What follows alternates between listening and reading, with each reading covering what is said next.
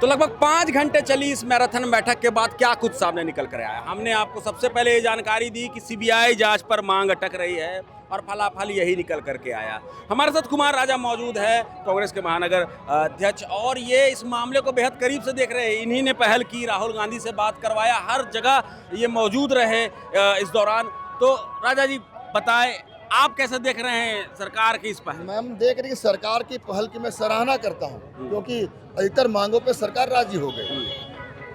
आप देखिएगा 14वीं जेपीएससी और 23 से 25 तक के बैकलॉग को रद्द करने पे सरकार मान गई। टीडीपीएल के द्वारा जितने भी परीक्षा करवाए गए उन सब पे जांच के लिए मान गई। सीआईडी 90 दिनों के अंदर जांच करके इसका फैसला सुनाए। दूसरा, जो जांच होगा उसके ऊपर रिटायर्ड जजों का भी पैनल रहेगा। जितनी वित्तीय अनियमितता है उसको ईडी जांच करेगी, ईडी को दिया जाएगा। देखिए, छात्रों की तरफ से एक बात कही गई, जो पॉइंट्स आप रख रहे हैं उसको लेकर के मैं बता रहा हूँ कि टीडीपीएल की जांच सीबीआई से कराना चाहते हैं। वजह यह बताई गई कि टीडीपीएल का मुख्यालय बाहर है, लखनऊ में है, उत्तर प्रदेश में है, और प्रिंटिंग प्रेस कहीं और है, और सीआईडी की जो आपको इतना ही बता सकता हूँ कि छात्र हित में सरकार और छात्र नेता कैसे एक पॉइंट पे आए, एक लाइन लकीर पे आए, कॉमन लकीर पे कि यहाँ छात्र वापस अपनी पढ़ाई की ओर जाए, आंदोलन में नहीं। इस आंदोलन के बारे में आपको बताना चाहूँगा, लगातार भाजपा असामाजिक तत्वों को पूरे प्रदेश से जमा करके कल न कल कोई ना कोई अनहोनी कराने के चक्कर में है। मुझे लगता है कुछ लोग इसके पीछे भी दिमाग लगा रहे हैं कि छात्र नहीं माने, क्योंकि जिस तरह की मांगे सरकार ईडी तक पहुँच गई, मान गई। मुझे लगता है छात्र में लोगों को अब एक कदम पीछे लेकर फिर से इस पर सोचना चाहिए कि छात्र के लिए क्या बढ़िया है और क्या करना है। देखिए, अब काफी कुछ सरकार ने वो काम किया है जो काफी सराहनीय है। लेकिन इसमें एक पॉइंट तो आ रहा है, जो पॉइंट मैं आपके सामने रख रहा था, कि जो सीबीआई जांच की जो बात वो कह रहे हैं, सीबीआई जांच की बात में आप ये भी कह सकते हैं कि सेकंड जेपीएससी की जांच आज तक चल रही है। लेकिन मैं ये कहूँगा कि जो सीआईडी है उसका दायरा लिमिटेड है। और कैसी बात कर रहे हैं आप, कैसी बात कर रहे हैं भाई साहब? यहाँ छोटे से थाना में कोई केस होता है, जलंधर से आदमी को उठा कर लाते हैं। ये देखिए, ये कोई लॉजिक नहीं है।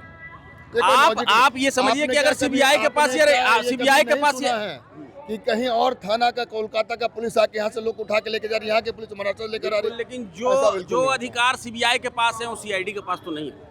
तो उसके बाद तो एफबीआई बुलवाई, तब ऐसा है तो आप। लेकिन मुझे लगता है सरकार ने एक अच्छा पहल किया था चीजों को सुलझाने के लिए। ये भाजपा के लोग लगातार छात्रों को बरगलाने में लगे हुए। मुझे लगता है कि कल के जो विधानसभा घेराव को लेकर क्या कहा, आंदोलन चालू रहेगा। और मुझे कल अनहोनी का डर है कि भाजपा जिस तरीके से अभी हाल में उस महिला पे देखिए आप हमला करने का प्रयास किया था, ऐसा जो कोई ना कोई अनहोनी भाजपा अपने सामाजिक तत्वों के द्वारा करवाने का पूरा प्रयास करेगी। मैं यहाँ के छात्रों से निवेदन करता हूँ कि भैया दादा इनके चक्कर में मत आओ, ये सिर्फ रोटी सेकने वाले लोग हैं। अपना भविष्य को देखो और एक बार फिर लगता फिर बात कीजिए, लेकिन छात्र हित में आप इन मुद्दों को कदम दीजिए। ठीक। तो ये कुमार राजा थे, इन्होंने बताया कि छात्र हित में सरकार काम कर रही है। हालांकि इन्होंने सीबीआई और सीआईडी जांच को लेकर के कुछ गोलमोल सा जवाब दिया, लेकिन सरकार ने एक पहल की है। मगर छात्र जो हैं वो, उनका कहना है कि हमारे 50% मांगे ही मानी गई हैं और वो आंदोलनरत हैं। और कल विधानसभा का घेराव भी होगा, जिसे लेकर के कुमार राजा ने कुछ अनहोनी की आशंका भी जताई है। तो अब देखना दिलचस्प होगा कि कल यानी कि 10 अगस्त को जब विधानसभा का घेराव होता है तो सरकार का क्या कुछ मूव रहता है और किस तरह से सरकार आगे बढ़ती है, छात्र किस तरह से अपनी मांग को रखते हैं। क्योंकि एक रास्ता तो खुला है आगे बातचीत का और बहुत तरह की बातें मानी भी गई हैं। अब देखना दिलचस्प होगा कि आने वाले दिन में ये आंदोलन कैसे शांत होता है, कैसे छात्र संतुष्ट होते हैं। फिलहाल इतना ही। मैं अभिषेक आनंद, मेरे साथ कुणाल। हमें दीजिए इजाजत। जुड़े रहें प्रभात खबर झारखंड के साथ। प्रभातखबर.com, विश्वास वही, रफ्तार नहीं।